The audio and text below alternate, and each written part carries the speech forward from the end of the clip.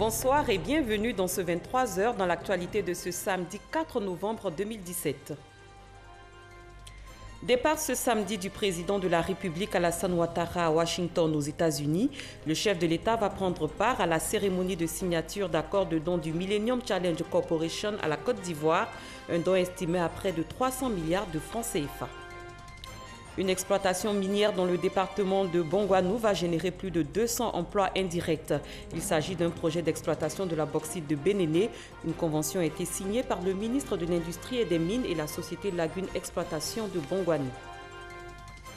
À l'étranger présidentiel au Libéria, la Cour suprême qui doit statuer sur le recours déposé notamment par l'un des candidats perdants a ordonné le gel du processus électoral.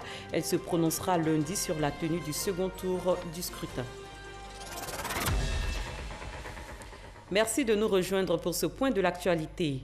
Le président de la République, Alassane Ouattara, a quitté Abidjan ce samedi pour se rendre à Washington aux États-Unis.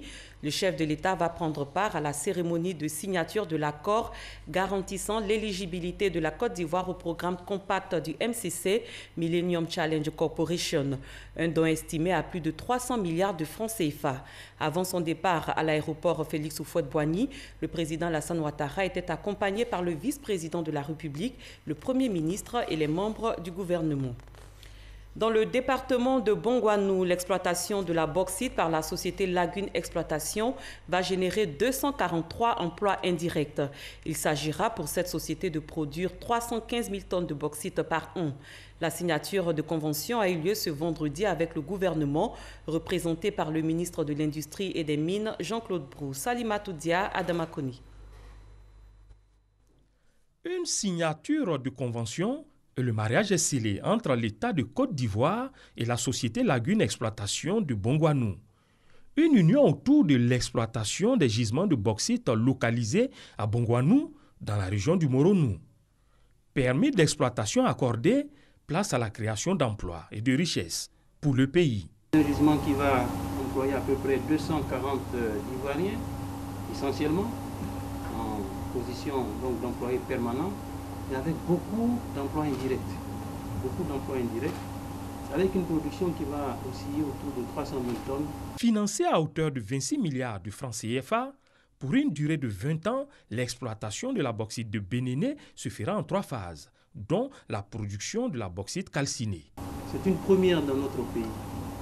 C'est la première fois que nous allons exploiter et exporter la bauxite. Ça veut dire que le potentiel minier de la Côte d'Ivoire qui existe. Le deuxième motif de satisfaction que nous avons dans le cadre de cette signature de convention, c'est le fait que c'est une entreprise ivoirienne. Et ça nous réconforte parce que le président de la République, le Premier ministre, le gouvernement n'ont cessé de demander aux opérateurs ivoiriens de s'intéresser au secteur minier. Dédommagement, création d'écoles et d'activités génératrices de revenus sont entre autres les externalités prévues en faveur de la population environnante. La Direction générale des Ivoiriens de l'extérieur dresse son bilan. Au cours d'un déjeuner de presse ce jeudi, elle a fait le point de ses activités avant de dégager des perspectives. Il en ressort que la diaspora ivoirienne comprend plus de 1500 associations. À ce jour, plus de 1200 Ivoiriens sont de retour au pays grâce à la sensibilisation contre le phénomène migratoire. Astoutouri. Les journalistes à l'honneur au déjeuner organisé par la Direction générale des Ivoiriens de l'extérieur, DGIE. L'objectif est de partager avec la presse nationale et internationale le point des activités menées par cette direction qui a pour mission de faciliter l'intégration des Ivoiriens de la diaspora en termes d'investissement et de lutter contre le phénomène migratoire. Au nombre des acquis, on peut citer entre autres des campagnes de sensibilisation dans plus de 15 régions de la Côte d'Ivoire, des centaines de conférences internationales sur la question migratoire. Ce bilan, ces chiffres à 1279 Ivoiriens revenus en toute sécurité en Côte d'Ivoire et ces chiffres à la 2e édition du Forum de la diaspora, ces chiffres à 2 conférences débats pour faire le bilan des activités de la direction générale. On a aussi parlé de Afterwork de la diaspora où nous rencontrons la diaspora de retour pour partager avec elle cette difficulté sur le terrain.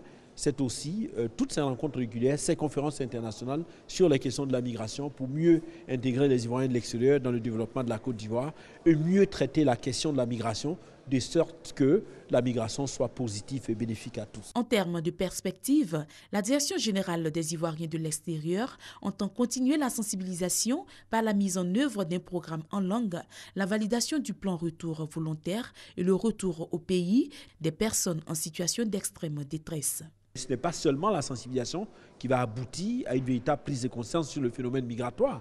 C'est aussi le démantèlement des réseaux d'irresponsables, des réseaux mafieux. C'est aussi la mise en place de beaucoup de dispositifs d'appui à l'investissement, que ce soit des jeunes ou des femmes dans la société. Dans les enquêtes menées par l'ambassadeur de Côte d'Ivoire en Libye, son Excellence M. Thiam Mokodou, on a pu dénombrer 595 Ivoiriens qui attendent à être amenés en Côte d'Ivoire. Et donc, ce sera fait par vagues successives. La première vague est prévue pour la mi-novembre. Les populations de Yakassé à Tobrou ont présenté leurs excuses au grand commandement de l'armée et la gendarmerie ivoirienne pour les violences qui ont été commises le 11 mars dernier par des groupes de jeunes. Ces violences ont conduit au saccage de la gendarmerie qui devait être inaugurée le même jour. La rencontre a eu lieu aujourd'hui. Herman Guivé. Sur la terrasse du mess des armées de l'état-major général, la jeunesse de Yakassé à Tobrou, conduite par son président, présente ses excuses pour les actes d'incivisme et de vandalisme auxquels certains jeunes de Yakassé à Tobrou se sont livrés un samedi 11 mars 2017. Ce jour devait être pourtant un jour de fête. Il devait voir l'inauguration officielle de la brigade de Yakassé à Tobrou. Quand on est en faute, il n'y a pas de multiplication de paroles à faire, mais nécessité de faire profil bas. Nous, vos enfants, nous nous mettons en genoux pour implorer votre pardon et nous vous prions avec insistance de l'accepter tout en vous promettant que ces écarts de comportement ne se verront plus en notre sein. Pour rappel, des jeunes en colère s'étaient rendus à la gendarmerie nationale pour que leur soient remis 2 individus qu'ils avaient eux-mêmes conduits à la brigade de gendarmerie. Devant le refus de la gendarmerie de donner satisfaction à leurs demandes, ils se sont livrés au saccage de la brigade. Un message de repentance appuyé par l'honorable CK Joseph, cadre de la région, qui a également félicité les forces de gendarmerie pour le travail abattu et plaidé pour le renforcement de leur capacité d'intervention. Nous, population de Yakassé à Tobrou, reconnaissons que nous avons failli aux règles élémentaires de l'hospitalité. Au nom de mes parents, à l'instar des jeunes qui l'ont fait tout à l'heure, pardon mes généraux, je vous prie de faire violence sur vous-même et dites-nous, mes généraux, nous vous pardonnons, car vous ne savez pas ce que vous avez fait. Un message de repentance qui a trouvé un écho favorable auprès des grands commandements de la gendarmerie nationale et de l'armée ivoirienne. Je voudrais donner des conseils à nos jeunes. Leur demander d'être à l'école de nos sages ici présents. Parce que ce 11 mars, vous avez été intraitable malgré l'intervention de nos chefs traditionnels. C'est ce qui nous a le plus peiné. Vous êtes totalement pardonnés. Mais le pardon aussi viendra de la suite. On peut demander pardon aujourd'hui et puis poser un autre acte demain. Donc le vrai pardon viendra après. Le vrai pardon viendra après. Ce que vous allez poser comme acte désormais au niveau de Yakassé à Tobrou, au niveau même de toute la région. Et j'insiste pour dire que vous devez être des agents de développement de votre région. Une cérémonie à cheval entre la tradition et le modernisme, du kaolin offert au grand commandement, signe de sanctification et de purification en pays atier, de quoi impulser une nouvelle dynamique dans la relation armée-nation dans la région de Lamé. Un mort et de nombreux blessés, c'est le bilan d'un accident de la circulation survenu sur l'autoroute du Nord aux environs de 14 h ce samedi. Un mini-car et un car d'une compagnie de transport sont mis en cause. Le drame s'est produit à environ 42 km d'Abidjan. Il est clair que les accidents de la route occasionnent parfois la mort. Et la mort, il en est question dans le dossier de ce samedi. Que se passe-t-il après le décès d'un proche en termes de procédures et de dépenses? Quel est le cheminement depuis l'enlèvement de la dépouille jusqu'à l'enterrement, en passant par sa conservation dans les services de pompes funèbres? Les frais sont énormes, atteignant le million. La prise en charge des défunts fait également appel à des métiers atypiques. Tous ces aspects sont passés au crible dans ce reportage de Didier Nguessan et Christelle Menon. On compte chaque année plus de 220 000 décès en Côte d'Ivoire. Le marché de la mort ne connaît pas la crise en Afrique. La mort dépouille les proches du défunt autant qu'elle enrichit les spécialistes de nos dépouilles. Thanatopracteur, marbrier, conseiller funéraire, des métiers atypiques aux emplois garantis. En sachant que je vous reverrai bientôt. Après son enlèvement à l'hôpital ou à domicile, la dépouille est confiée aux pompes funèbres qui s'occupent du traitement et de sa conservation. Le thanatopracteur est le premier à soigner le défunt. C'est lui qui administre le formol. Lorsque nous recevons un accidenté, selon les degrés d'accident, nous restaurons le corps d'abord en fermant les points d'ouverture sur les corps. Lorsque nous avons fini de faire les points de suture dans toutes ces ouvertures, et c'est là que nous commençons maintenant le traitement proprement dit. Des manipulations qui requièrent des années d'expérience et qui ne sont pas à la portée de toutes les sensibilités. Un homme qui est sentimental ne peut pas faire ce travail. Ça, il faut qu'on se dise cela. Étant thanatopracteur, vraiment, je ne me considère pas comme une personne spéciale. C'est seulement j'ai appris le métier, j'ai aimé et je le pratique jusqu'à présent. Officiellement, une seule entreprise a la concession des activités de pompes funèbres sur le territoire du district d'Abidjan. 2 autres opérateurs y exercent cependant, sans compter les nombreux prestataires particuliers.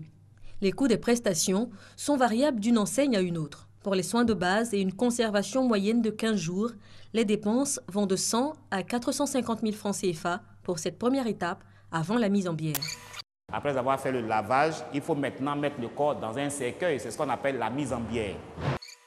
C'est une des étapes qui plombe la douloureuse. Entre l'habillage, la manutention et le cercueil, surtout, les prix peuvent se chiffrer en millions de francs CFA.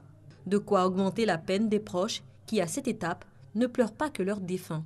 La plupart ne savent plus où donner de la tête. Et c'est là qu'intervient le conseiller funéraire. Parce que dans les 2 jours, ça doit être livré, il va vous assurer qu'il aura des petits cercueils. Tout compte fait, vous allez avoir une remise sur les différentes prestations que vous allez avoir. Dans le business de la mort, on parle aussi de stratégie commerciale, de marketing, et on ne s'embarrasse pas de tabou.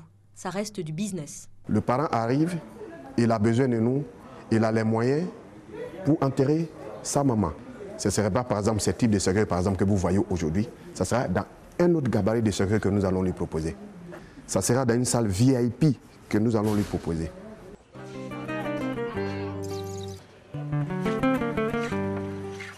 Certaines familles achètent leur cercueil chez des fabricants indépendants, en dehors des pompes funèbres, pour des questions de coût, mais aussi de goût, souvent très personnel.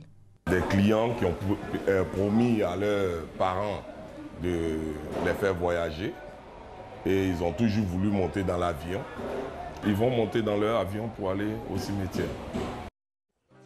Mais avant de se rendre au cimetière, il faut s'acquitter du droit de concession à la mairie, à la préfecture ou à l'hôtel du district pour la ville d'Abidjan. Le montant de ce droit varie en fonction de la durée de la concession, 5, 15, 30 ou 99 ans. Nous avons les tombes de 5 ans qui font 15 000, les tombes de 30 ans 90 000. Rendons-nous maintenant au cimetière. Il y en a 4 dans la ville d'Abidjan. Ceux de Port-Boué et Koumassi, fermés il y a peu, devraient bientôt rouvrir. Un 5e cimetière de 100 hectares sera aussi aménagé dans la commune de Yopougon. 11 000 personnes ont été enterrées dans le district d'Abidjan en 2016. C'est que l'espace se fait rare dans nos cimetières pour accueillir des tombes. Creuser des tombes, c'est justement le métier de Isiaka, fossoyeur au cimetière de Williamsville. La tradition lui interdit de parler quand il creuse une tombe, sous peine d'y rester. Cela fait plus de 10 ans qu'il est à ce poste. Il ne prête plus attention aux histoires de revenants qui nourrissent la psychose autour du cimetière de Williamsville. Les morts sont morts. Voilà. Donc l'esprit est là, mais ça ne veut pas dire que, non, que le revenant est là, que tu vas chaque moment causer avec lui. Non. Il ne faut pas avoir peur parce que tu es venu, tu vas repartir. C'est difficile pour moi de croire à ces gens de mystère, de revenants et autres là. Parce que moi je dors dans le cimetière, je ne vois rien. Moi, je ne cherche pas à voir, mais je me dis qu'il n'y a rien. Je suis logé juste à 100 mètres du bureau. Je suis là avec ma famille, avec mes enfants. Kwaku est le concierge du cimetière de Williamsville. Il gère le domaine et le personnel du cimetière. Il est aussi chargé d'accueillir les familles venues enterrer leurs morts. Au départ, c'était difficile d'être à chaque moment en train de consoler les parents et puis de les orienter, d'essayer de trouver un endroit pour qu'on enterre les défunts. C'est là qui donne l'envie même de faire le métier. Après l'enterrement, des proches viennent se recueillir sur les tombes. Des tombes qui prennent souvent des allures de palais et citadelles. Derrière ces dernières demeures chics et chères, de bienheureux artisans, des entreprises de concession mortuaire agréées par le district pour la ville d'Abidjan. Mais encore faut-il les entretenir, ces dernières demeures. Nous demandons que les familles n'attendent pas seulement le 1er novembre pour se rendre sur le cimetière. Le monument, c'est vous qui l'entretenez. L'espace environnement, la voirie, les caniveaux, ça c'est le district. De l'enlèvement à l'enterrement, en passant par la levée de corps, les familles endeuillées dépenseraient entre 600 000 et 1 500 000 francs CFA, voire beaucoup plus. De quoi nourrir un business qui reste pourtant muet, comme une tombe, sur ses chiffres d'affaires. Mais grâce à ces métiers qui inspirent peu de vocations, chaque jour, des familles éplorées enterrent dignement et honorent la mémoire de leurs défunts. Malheureusement, la mort vient de frapper le monde de la littérature. Regina Yaou s'en est allée pour de bon. Elle a rangé définitivement la plume. L'écrivaine est décédée dans la nuit de samedi à dimanche. Elle a marqué la littérature ivoirienne par la qualité de ses écrits et de ses nombreuses publications.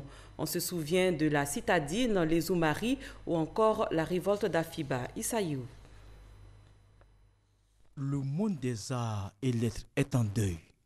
Regina Yaou a rangé définitivement la plume.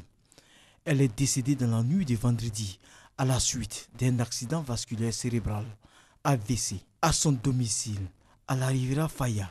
La famille est encore sous le choc. Toute jeune, nous dormions dans la même chambre. Et ses écrits, c'est moi qui les lisais d'abord. Et je l'ai beaucoup encouragée. J'étais avec Regina dimanche.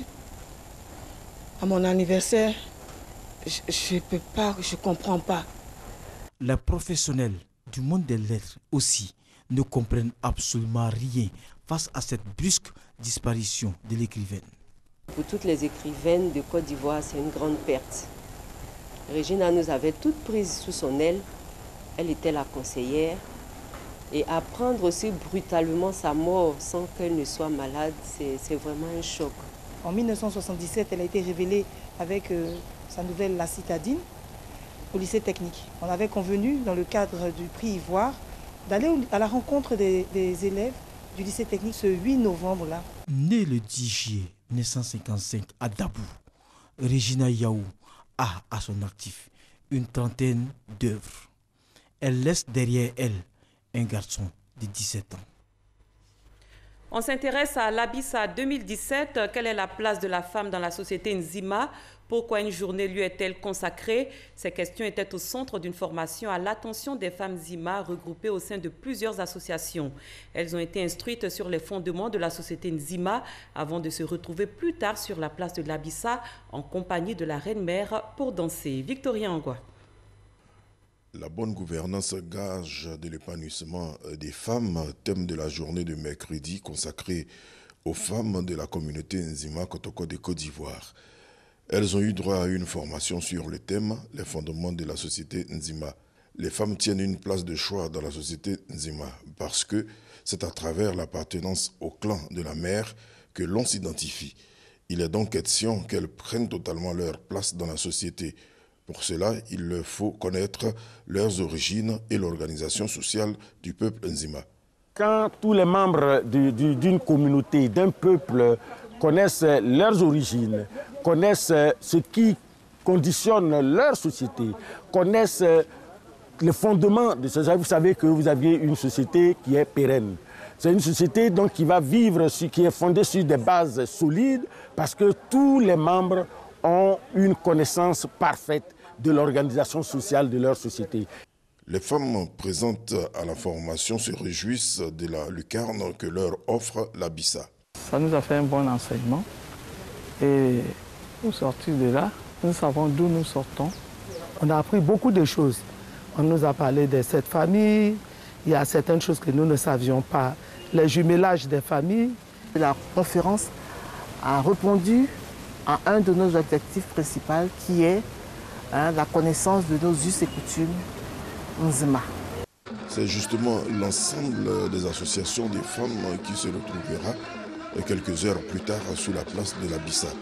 Association Konyele, Aboussouan de France, les femmes Nzima de Côte d'Ivoire, Meyébie, Association Konyele, Aboussouan de France, les femmes de Grand Laou, Meyébie, les femmes Nzima de Côte d'Ivoire, les enfants Konyele vont prester sous le regard de la reine-mère Nguetia Ebade.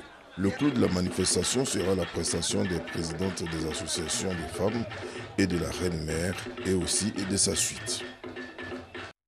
Le cure-dent gouro, vous en avez certainement déjà entendu parler. Il fait partie des richesses culturelles du peuple gouro. Gardé dans le secret, seuls les plus âgés, appelés les anciens, en savent plus, à telle enseigne que certaines personnes le considèrent comme un mythe. Direction la Maraoué pour découvrir si cette plante qui aurait des vertus aphrodisiaques relève du mythe ou de la réalité avec Kader Sogodogo.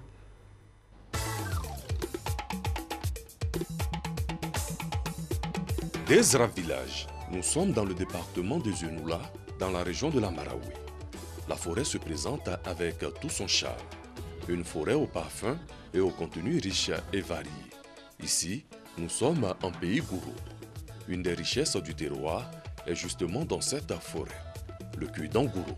Amis auditeurs de la radio La Voix de la Maraoué, bienvenue à Boisflé, la cité du cure-dent gouro, le vrai cure-dent gouro aux vertus aphrodisiaques et aux vertus en tout cas énormes.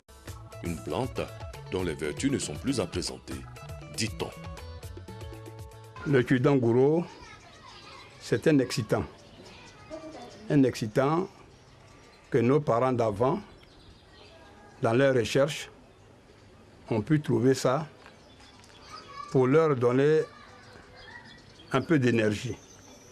Comment cette énergie? Parce que c'était des grands planteurs, des grands cultivateurs. Et ils avaient pour soutien les femmes. Donc il fallait avoir plusieurs épouses. D'autres en avaient 7, même 12. Et en avoir 12, c'était pas facile. Le cure-dent gouro est appelé péra. C'est une plante en brousse qu'on utilise quand le garçon n'est pas puissant. Quand il mange la plante et qu'il consomme le liquide, en quelques instants, en tout cas, il devient vraiment un garçon. Le mythe a brisé. En compagnie de certains guides, nous allons à la recherche du trésor culturel. Sa récolte relève du secret et est une histoire d'initié. Après quelques instants de patience, notre guide est de retour. Le mythe continue de tomber. Voilà. Ça, c'est un cure-dent gouro. Quand il grossit, voilà la dernière grosseur. La dernière grosseur. Il y a clair, il y a clair faux. Mesure avec le majeur du doigt. Voilà. Chez le gouro, le cure-dent du même nom est une affaire des hommes. Mais tout le monde le sait. Seules les femmes peuvent attester de l'efficacité de la tige. Quand je le vois manger, vraiment, ça me chauffe le cœur. Parce que je me dis que cette nuit-là, je ne vais pas avoir la paix dans le lit. Cure-dent gouro, c'est fort. Ça m'a donné 2 jumeaux, une fille et un garçon. Quand on pense à la médecine moderne, nous avons la chance d'avoir un médecin qui est un élu et d'ethnie gouro. C'est une plante qui renferme beaucoup de vertus, dont l'amélioration de la libido. Nous-mêmes qui avons expérimenté, nous n'avons pas trouvé d'effet secondaire dans le cure-dent gouro. C'est une substance qui plutôt donne du tonus, de la force à l'homme et ça rend l'homme plus efficace même. Dans la Maraoué, le cure-dent gouro constitue une véritable richesse. Quand on finit de manger le cure-dent gouro, il faut le mettre au mûr, qui signifie que ce qu'on recherche doit être toujours debout. C'est pourquoi on dit dokli. Dokli, kli c'est onomatopée. C'est l'action de s'arrêter dur, de s'arrêter dru. C'est le rein qui est là. Ça avec ça, on prend pour travailler. Bon, si le rein est faible, le moteur, lui, ne travaille pas. Il appartient aux élus et au cadre de la Marawi de faire la promotion du Culdan Gouro qui peut apporter beaucoup à cette région.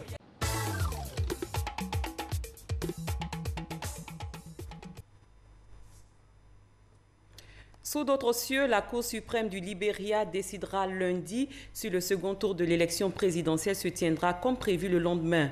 Ce scrutin qui va opposer l'ancienne star du football George Weah, 51 ans, et l'ancien vice-président sortant Joseph Boakai, 72 ans, était initialement prévu le 7 novembre. Il pourrait bien être reporté le temps que la Cour suprême se penche sur le recours déposé à la Commission électorale nationale par l'un des candidats battus au premier tour le 10 octobre dernier. Gabriel Zani. Jeudi 2 novembre, c'est ville morte à Monrovia, dans la capitale du Libéria. La Cour suprême a fait arrêter toute activité de la Commission nationale électorale depuis le mercredi 1er novembre. Le temps d'examiner la requête déposée auprès de l'institution par Charles Bremskin, le candidat du Parti de la Liberté, arrivé en 3e position à l'issue du scrutin du 10 octobre dernier. Charles Bremskin a dénoncé des fraudes systématiques dans les opérations de vote d'octobre et a demandé son annulation. Mais pour la Commission nationale électorale, ces accusations ne sont pas fondées. Tout s'est déroulé dans la transparence.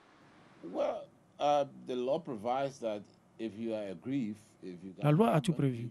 Si tu as un problème, la loi peut régler. C'est à la Cour suprême de déterminer la nouvelle date des élections. La loi est la loi et c'est bien de recourir à elle. Quant à nous, à la commission électorale, nous respectons la loi. Si la Cour suprême nous dit de reprendre, nous sommes prêts. Les élections ont été crédibles. La communauté internationale, la CEDEAO, l'UA, l'Union européenne, les médias étaient là. Tout s'est bien passé et nous espérons que la Cour n'annulera pas les élections.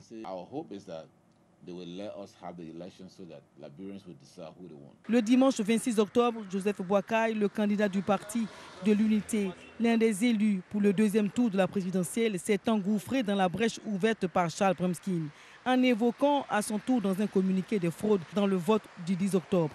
Le mandat de cessation des préparatifs pour le second tour a entraîné de facto l'arrêt des activités de campagne dans les QG des partis politiques. Le mandat d'arrêt de la Cour suprême intervient à seulement 5 jours de la tenue du deuxième tour prévu pour le 7 novembre.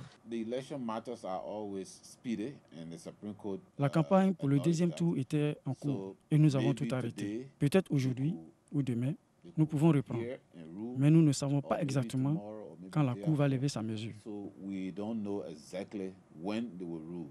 Nul ne sait la durée de la mesure. La Commission nationale électorale, les partis politiques et leurs candidats, tous attendent le verdict de la Cour suprême. Une réponse positive à la demande déposée par Charles Bremskin signifierait l'annulation du scrutin du 10 octobre et de tout le processus électoral déroulé jusqu'ici par la Commission nationale électorale. Fin de cette édition. Merci de votre fidélité. Très bonne fin de soirée. À demain, même heure.